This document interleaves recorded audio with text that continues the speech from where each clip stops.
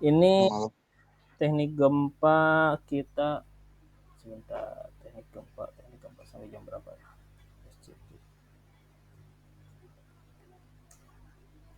Teknik gempa sampai saya lihat dulu kalender.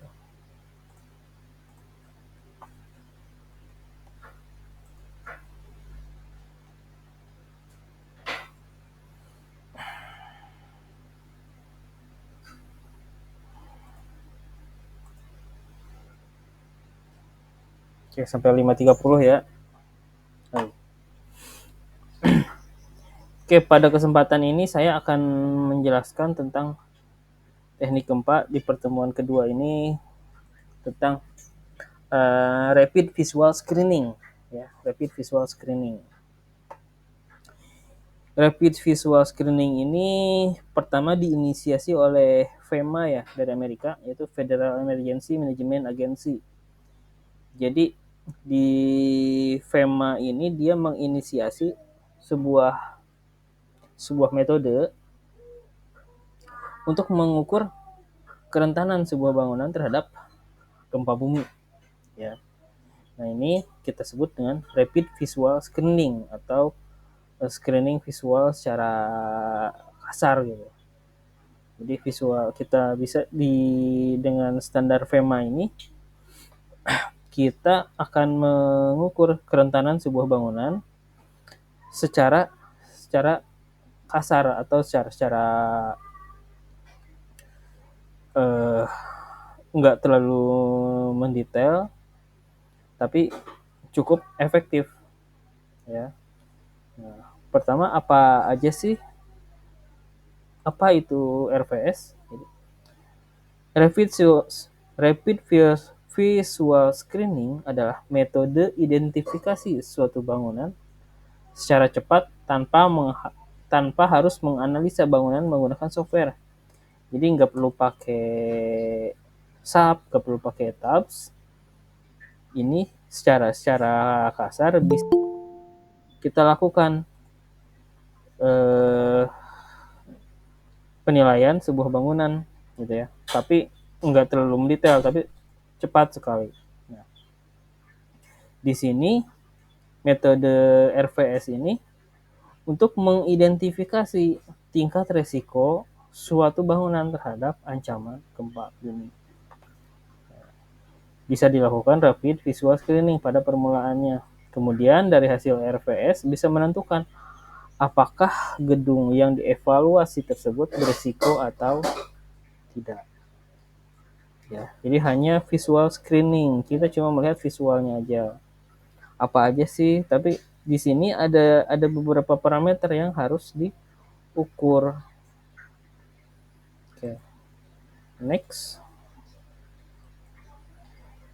Evaluasi gedung terhadap risiko gempa. Oke. Berdasarkan nilai FEMA, apabila nilai yang didapat adalah lebih dari 2, maka gedung dinyatakan aman atau tidak beresiko dan tidak diperlukan treatment dan cek lebih lanjut terhadap risiko gempa. Sedangkan apabila nilai rapid visual screening atau nilai FEMA-nya menunjukkan kurang dari 2, maka bangunan dinyatakan berisiko dan perlu dilakukan evaluasi secara lebih rinci. Nah, di sini saya nggak akan terlalu panjang lebar, soalnya si dokumen FEMA ini tebal sekali, Pak. Banyak sekali yang harus dipelajari, tapi saya hanya menyampaikan hanya secara kulitnya aja gitu ya. Ini secara rinci Anda silahkan buka buka tinggal di browsing. Sekarang kan udah gampang, tinggal tinggal dicari FEMA 154 ya. Nah, ini adalah rapid visual screening. Jadi apabila skornya kurang dari 2, nah maka si bangunan ini kita harus evaluasi apakah dia berisiko, apakah enggak, lalu perhitungannya seperti apa, kita harus evaluasi kembali. Tapi apabila nilainya lebih dari 2, maka bangunan tersebut adalah aman. Oke, next. Apa aja sih yang kita cek dalam evaluasi FEMA ini?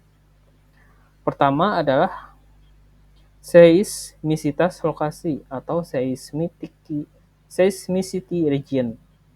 Nah, di sini seismicity region terbagi menjadi 3, yaitu low, medium, dan high. Untuk menentukannya diperlukan nilai spectral acceleration lokasi pada periode 0,2 dan 1 detik.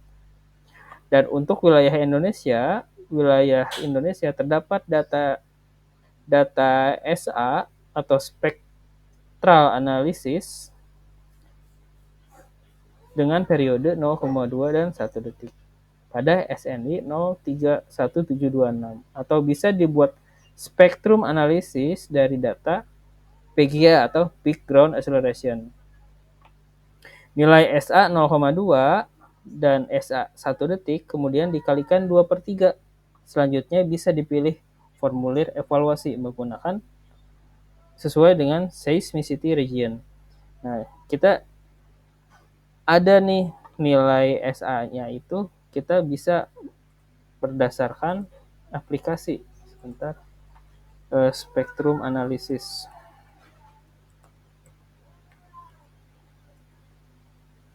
Nah, kita menggunakan sebentar, kita sebetulnya sudah ada di Indonesia.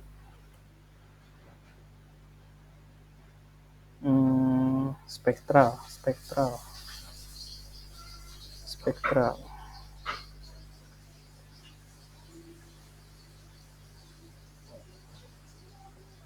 Spektrum analisis gempa.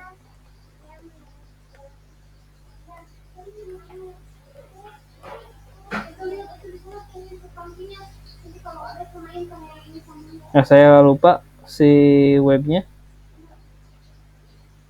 Sebentar, di Bina Marga. Saya cari dulu. Spektrum analisis gempa.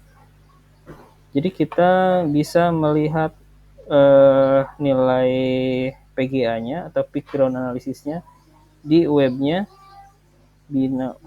Bentar ya, saya cek dulu. Lupa saya. Spektrum analisis gempa. Spektrum analisis gempa Indonesia. Kementerian PUPR Peneliti Jurnal.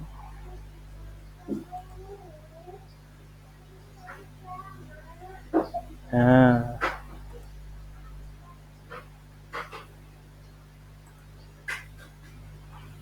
sebentar saya share.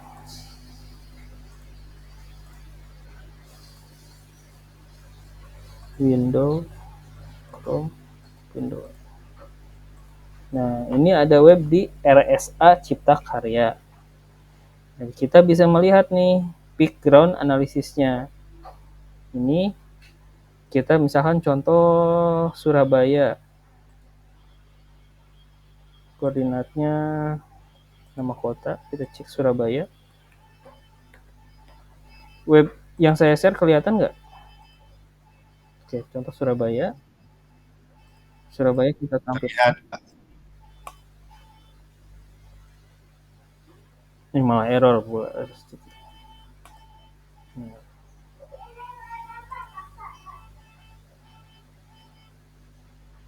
Sepertinya harus hari kerja ya. Atau misalkan kita sembarang di sini. Koordinat. Nah, ini ya. Nah, ini adalah nilai SA-nya nih.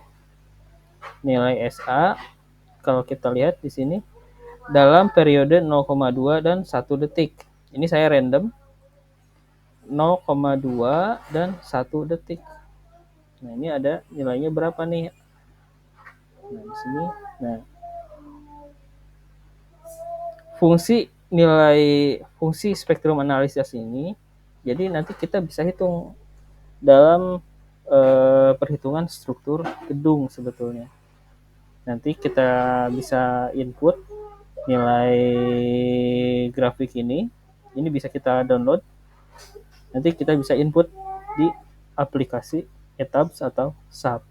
Nanti kita bisa merencanakan gedung berdasarkan dengan SRPMK, struktur rangka pemikul khusus. Ini ya. Oke. Kembali lagi. Karena saya menjelaskan hanya kulitnya aja, mohon maaf. Nah, di sini seismic region menjadi 3, yaitu low, medium, dan high. Untuk menentukannya, diperlukan nilai spectral acceleration lokasi pada periode 0,2 dan 0,1. Untuk wilayah Indonesia, terdapat data SA 0,2 dan 1 detik pada SNI, atau bisa dibuat nilai respons spektrum dari data PGA yang tadi ya, grafik yang sudah saya tunjukkan. Nah, nilai SA tersebut dikalikan dengan 2/3. Selanjutnya bisa dipilih formulir evaluasi dalam seismic region. Nah, ini seismik lokal. Di sini si bangunan itu kita bisa determinasi ke dalam 3 bagian, yaitu rendah, sedang, dan tinggi. Ya. Kriterianya rendah apabila kecepatan respons spektral atau SA periode pendek atau 0, detik. Apabila kurang dari 0,167, maka dia termasuk kategori rendah. Sedangkan apabila lebih besar atau sama dengan 0,16 tetapi kurang dari 0,5, maka dia kategori sedang. Sedangkan apabila nilainya sama dengan 0,5, maka dia termasuk kategori tinggi. Ya, kita lihat coba. Kita lihat tadi si gambar yang tadi.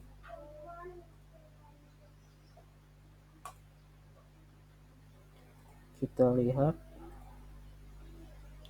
dispan spektral. Nah, di sini pada periode ini saya sembarang, nggak tahu di mana lokasinya. Ternyata pada periode 0,2 detik, nah seperti di sini, kira-kira ada di sini dia, nilainya adalah 0,4. Nilai SA-nya, spektrum analisisnya 0,4 nih. Kalau kita lihat, kalau 0,4 berarti dia termasuk ke dalam kategori tadi 0,4 ya. Kita ingat 0,4. Nah, 0,4. Nah, berarti di sini dia adalah pada kategori moderate. Lebih besar dari 0,167 tapi kurang dari 0,5. Oke, ini adalah kategori moderate. Ya, jadi ada 2 kriteria. Nilai kecepatan respons spektral apabila dalam periode 0,2 detik dan 1 detik. Ntar saya bisa screenshot dulu. Print screen. Mana print screen ya? Print screen. Print screen.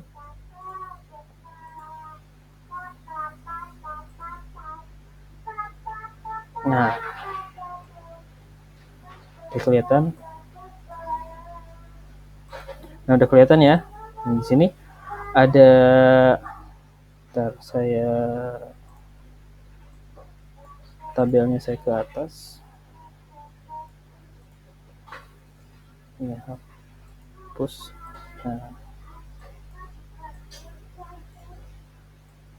Nah, contoh ini nggak tahu di mana. Ternyata dia respons spektral pada 0,2 detiknya dia ada di 0,4 nih kan. Nah, Kalau 0,4 berarti dia ada di kategori moderate karena nilai PGA-nya di atas 0,167 tetapi kurang dari 0,5 untuk periode 0,2 detik. Oke. Sementara periode pada 1 detiknya, kita lihat 1 detik ternyata di sini dia ada di angka sekitar 0,2 1 detiknya. 0,2. Nah, apabila kurang dari 0,067 low, ternyata ketemunya adalah 0,2, lebih besar dari atau sama dengan 0,06 tapi kurang dari 0,2 di kategori moderate. Lalu kategori tingginya adalah lebih besar dari atau sama dengan 0,2 G. Nah, berarti di sini dia berada antara, kalau kita melihat koordinat yang ini, nggak tahu di mana lokasinya.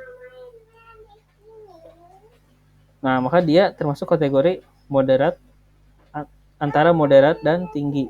Karena pada periode 0,2 dia dapatnya adalah 0,4 dan pada periode 1 detik dia dapatnya 0,2. Nah, ini adalah cara membaca grafik PGA atau peak ground analysis. Peak ground acceleration. Maaf. Ada pertanyaan sampai sini? Atau bingung?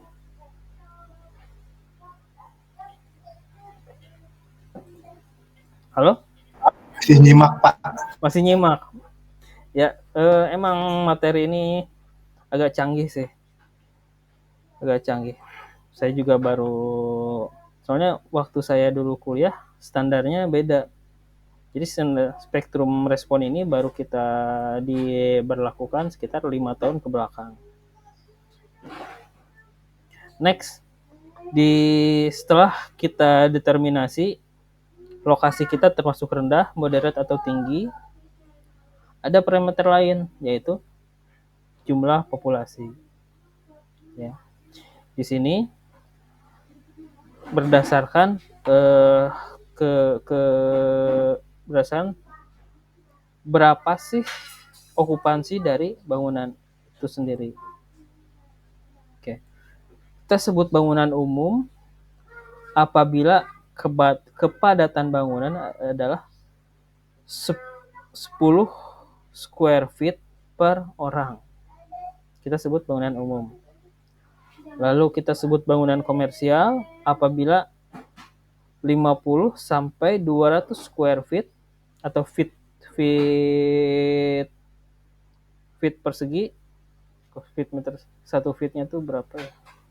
Maaf, saya kurang begitu ini square feet berapa meternya saya kurang begitu ngikut. Lalu ada pelayanan darurat apabila penghuninya 100 square feet per orang. Square ini adalah persegi ya. Jadi kalau luasan kan meter persegi, kalau dikonversi ke bahasa Inggris menjadi square feet. Square feet, square meter, square centimeter dan lain sebagainya. Lalu bangunan pemerintah 100 sampai 200 square feet per orang. Lalu bangunan bersejarah tergantung jenis bangunannya yaitu 500 square feet per orang.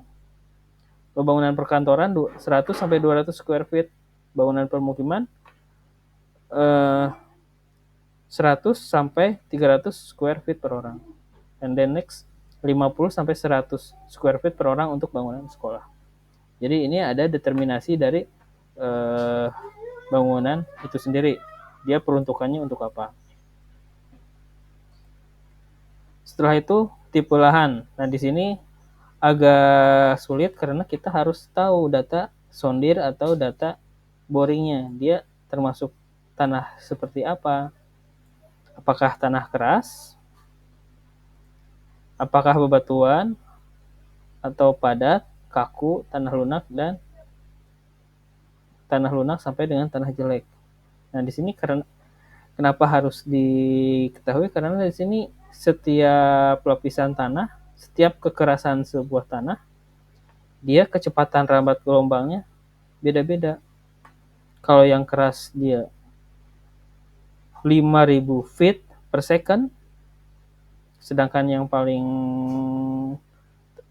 ini tanah lunak yang agak rendah dia 600 feet per second. Jadi semakin keras dia kecepatan rambatnya semakin cepat. Nah, sementara kalau yang lembek dia kecepatan rambatnya sangat rendah yaitu 600 feet per second. Oke. Next. Lalu elemen struktural yang berbahaya jatuh. Nah, di sini Anda catat ada elemen struktur nggak yang berbahaya jatuh? Apakah itu cerobong atau tiang atau apa lain sebagainya? Anda tandain. Lalu tipe bangunan, ada perumahan atau 95.000, ada bangunan rangka kayu, rangka baja dan lain sebagainya. Nah, semua kriteria-kriteria yang tadi itu harus dimasukkan ke dalam sebuah form. Lalu next, vertical irregularity. Nah, di sini vertical irregularity adalah kenampakan secara vertikal yang tidak reguler, seperti adanya setbacks, hillside atau soft story. Setback itu dia bangunannya dengan penampang letter L tanpa adanya diafragma. Nah, di sini bukan diafragma, expansion joint. Nah, kalau Anda menemukan bangunan berbentuk sebuah L, maka seyogyanya di sini harus ada yang namanya expansion joint. Oke. Lalu ini ada hillside atau hillside itu adalah perbukitan. And then the last one is soft story. Itu berarti ada bangunan kosong di bawahnya. Nah, ini adalah ini ya plan irregularity bentuk denah yang tidak reguler ya. Yang tadi saya bilang. Jadi ketika ada bangunan yang berbentuk sebuah L atau ada sudut, maka sebaiknya di sini ada yang namanya expansion joint. Dan bangunan tersebut harus terpisah, nggak bisa nyatu. Ini juga sama. Ya. Tidak bisa. Ini bangunan ini menjadi sebuah satu homogen, nggak bisa. Dia harus ada dilatasinya, harus ada pemisahnya. Nah, ini cukup beresiko kalau Anda mendesain bangunan seperti ini. Kenapa? Karena ketika terjadi gempa, bebannya kan terjadi secara horizontal. Apabila ini tidak terjadi, apabila ini tidak ada expansion, maka akan terjadi cracking atau retak di area ini. Cracking. Jadi sebaiknya ketika Anda merencanakan gedung harus ada expansion joint atau joint di sini. Dan semua strukturnya harus terpisah. Oke, next. Nah, yang terakhir kita ada Pak, tadi ada banyak parameter yang harus kita catat dimasukkannya ke mana. Nah, ini ada contoh. Nah, jadi dalam RVS ini kita harus memasukkan semua identitas ini ke dalam sebuah contoh. Nah, sebuah form. Nah, ini. Nah, contohnya seperti ini nih. Di sini yang ini nggak jelas. Oke, ini kemarin saya ada RVS di Cibadak Muara Tunggal. Nah, identitasnya dijelaskan di sini. Lalu bangunannya difoto. Lalu di sini Anda tuliskan parameter-parameternya. Nah, di sini misalnya tadi okupansinya berapa sih per square feet orangnya. Contohnya di sini ternyata ada berapa?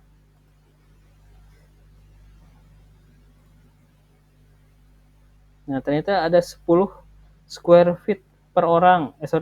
Industri 200 feet per orang. Maka kita tulis di sini sebagai bangunan industri. Ini kita tandai sebagai industri. Lalu irregularity, tadi ada bangunan yang bentuk sudut tapi nggak ada expansion jointnya. Kalau nggak ada, tulis non. Lalu ada apa namanya nih, plan type, maaf nggak kelihatan.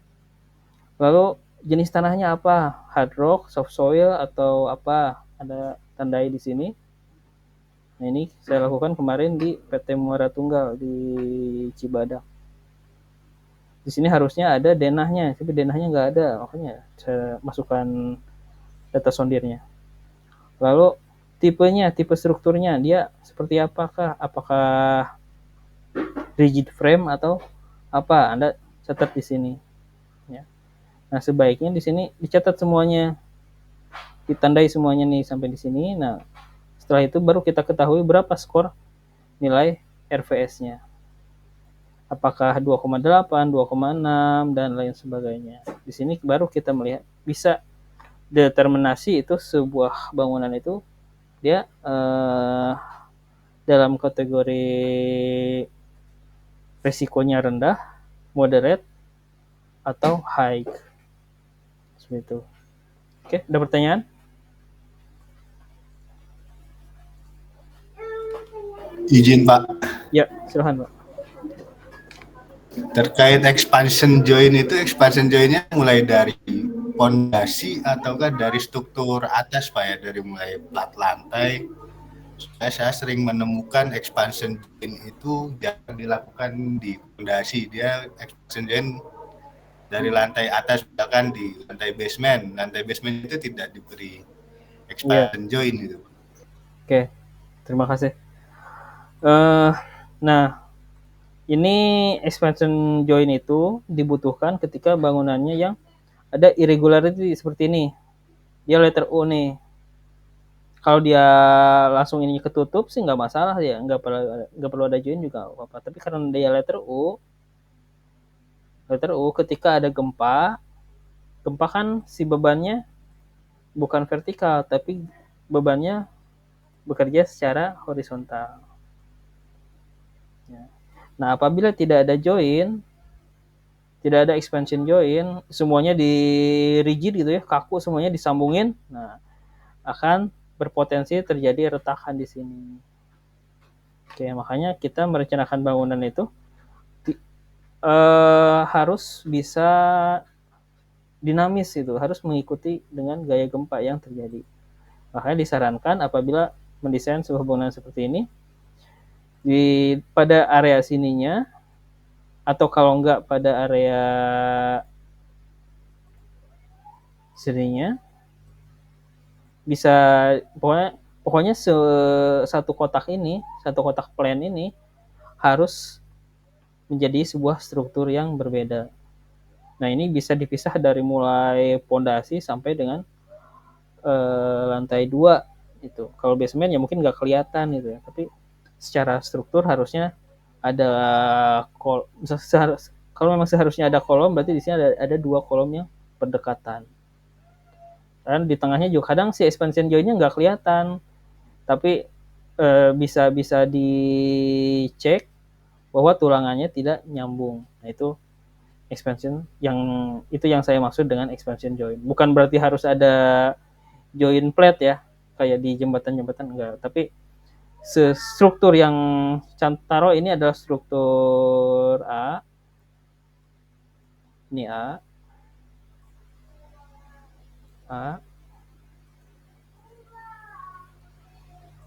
Ini B.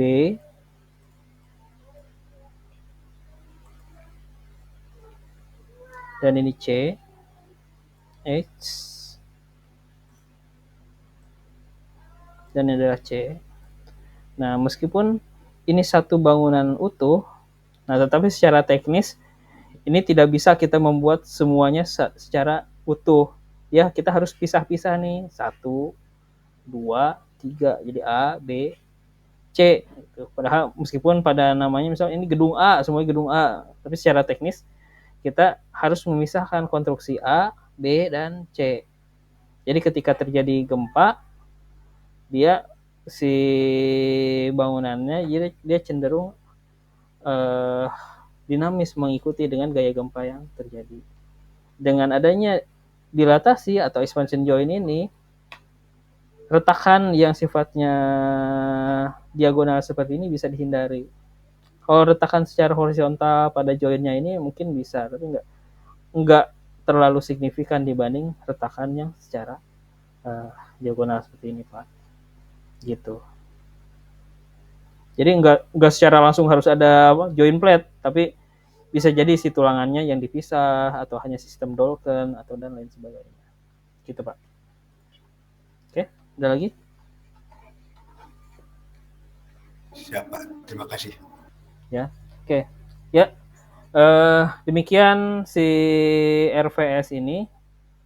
Jadi mudah-mudahan bisa bermanfaat. Jadi ini dipakai ketika Anda akan melakukan sebuah inspeksi atau penilaian sebuah gedung. Dia tingkat resikonya terhadap gempa seperti apa. Contoh terakhir terjadi gempa bumi di Cianjur. Nah, kalau bangunan-bangunan industri dia wajib diinspeksi, dia harus dicek kembali apakah masih layak apa tidak. Makanya diperlukan form ini. Dan ini menjadi basic, menjadi dasar pemerintah, bisa menjadi acuan pemerintah dalam melakukan apa namanya, SLF ya, sertifikat layak fungsi, mungkin seperti itu. Oke, ada lagi?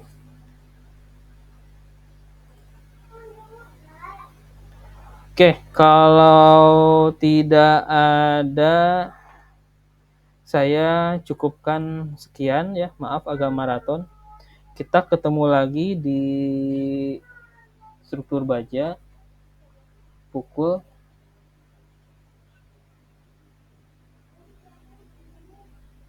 habis maghrib aja ya. Jamnya nanggung.